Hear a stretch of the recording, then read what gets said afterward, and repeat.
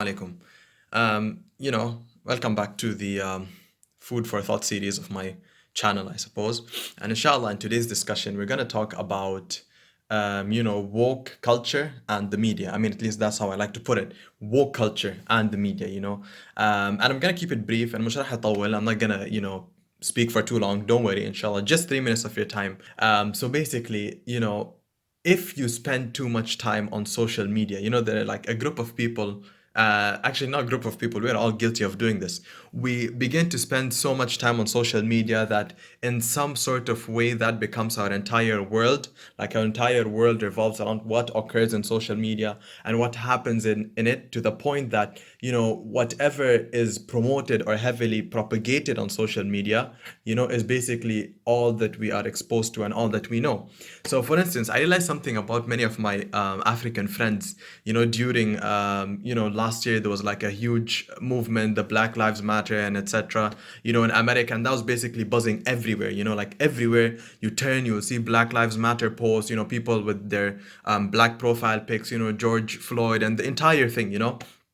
So I realized that many of my African friends, they were in some way becoming woke and in some way becoming paranoid. Like whenever I'd go out with them, everything that happens, they would interpret it as racism. They'll be like, oh, why is that guy looking at me like that? Is it racism? Or, oh, why that guy gave him my coffee and his coffee and he didn't give me my coffee yet?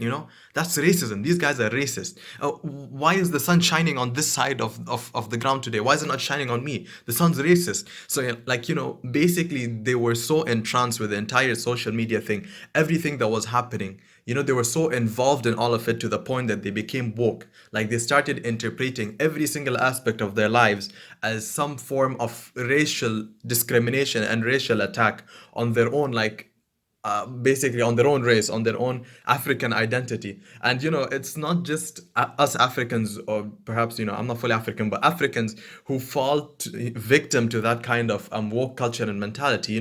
It's very possible for Arabs to also fall into it, for Southeast Asians to fall into it, for Pakistanis to fall into it, subcontinentals and everyone. It's very possible for all of them to fall into it if your entire world is basically the media and everything negative that is propelled and that is propagated and that is portrayed, by the media, which obviously has an agenda. And when I say media, I mean obviously, social media, we use it a lot, but CNN, Fox News, Al Jazeera, all of them, the whole bunch, they find their way into Instagram and into, infiltrating our daily lives with their own personal agendas and their own governmental thoughts and etc. By making those short posts or making those short advertisements.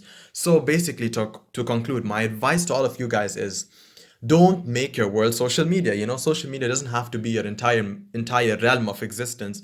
Live outside that, and be able to distinguish between real life and what you see on social media. Because let's face it, what is on social media sometimes is not always the case with the place you're living in. So basically, I think that this should be the conclusion of the video, that be able to distinguish between real life and between social media, and don't be too woke. Understand that the place that you are living in also has its own problems that should be differentiated from whatever you see or whatever you experience online.